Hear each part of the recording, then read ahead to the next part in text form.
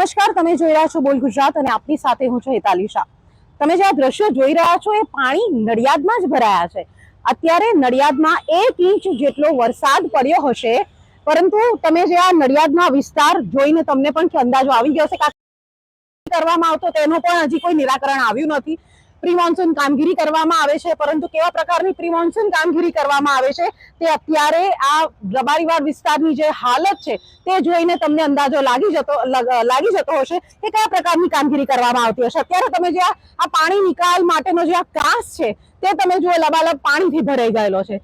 Pre monsoon કામગીરી જો કરવામાં આવે તો અત્યારે આ પાણી માત્ર 1 ઇંચ વરસાદમાં જો આ પ્રકારનું પાણી ભરાતું હોય તો આ વિસ્તારના લોકો છેલ્લા ઘણા સમયથી જ્યારે પણ વરસાદ પડે છે ત્યારે આ વિસ્તારના લોકોને પરેશાનીનો સામનો કરવો પડે છે। અત્યારે આ જે રિક્ષા છે તમે જે જોઈ રહ્યા છો, જ્યાં મંદિર છે એની સામે જ જે બાળકોની હોસ્પિટલ છે તે આવેલી છે, એની આગળ ગાયનેક હોસ્પિટલ છે, એની આગળ જે ઓર્થોપેડિક હોસ્પિટલ છે, ઘણી બધી હોસ્પિટલ સાથે જ જે પેથોલોજી લેબોરેટરી છે, ઘણી બધી જે છે લેબોરેટરી સાથે જે હોસ્પિટલો આવેલી છે તેમાં આવતા જે દર્દીઓ છે તેમને ભારે પરેશાનીનો સામનો કરવો પડી રહ્યો છે।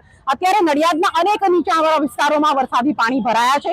પ્રી મોન્સૂન કામગીરી કરવાની નડિયાદ મહાનગરપાલિકાએ જે દાવા કર્યા છે કે નડિયાદ મહાનગરપાલિકા દ્વારા પ્રી મોન્સૂન કામગીરી કરવામાં આવી હશે, પરંતુ કેવા પ્રકારની કામગીરી કરવામાં આવી હશે તે અત્યારે તમે નડિયાદના જે આ રબારીવાડ વિસ્તારના દ્રશ્યો છે, સાથે જ નડિયાદના નાના કુમનાથ રોડ છે, સંતરામ પાસેનો જે વિસ્તાર છે, વીકેવી રોડ છે, ત્યાંના દ્રશ્યો જોઈને તમે અંદાજો લગાવી શકો છો કે માત્ર 1 ઇંચ જેટલા વરસાદમાં જ નડિયાદની જે પરિસ્થિતિ છે એ આ વરસાદમાં કેવી થાય છે। જો આવો ને આવો અવિરત વરસાદ નડિયાદમાં વરસે, કારણ કે હજી તો ચોમાસાની શરૂઆત થઈ છે, પરંતુ જો આવો ને આવો અવિરત વરસાદ વરસે છે તો નડિયાદની પરિસ્થિતિ કેવી થઈ શકે છે એ ગયા વર્ષે જ નડિયાદવાસીઓએ જોયું હતું કે નડિયાદની પરિસ્થિતિ શું થઈ હતી, કારણ કે એક સાથે જ 6 થી 7 ઇંચ જેટલો 12 ઇંચ જેટલો વરસાદ જે છે એ વરસ્યો હતો અને સમગ્ર નડિયાદ જે છે ત્યાં પાણી જોવા મળતું હતું। જેટલા પણ નીચાણવાળા વિસ્તારો હતા ત્યાં પાણી ભરાઈ ગયું હતું। અત્યારે માત્ર 1 ઇંચ વરસાદમાં જો આવી પરિસ્થિતિ હોય તો જો 12 ઇંચ વરસાદ પડે છે,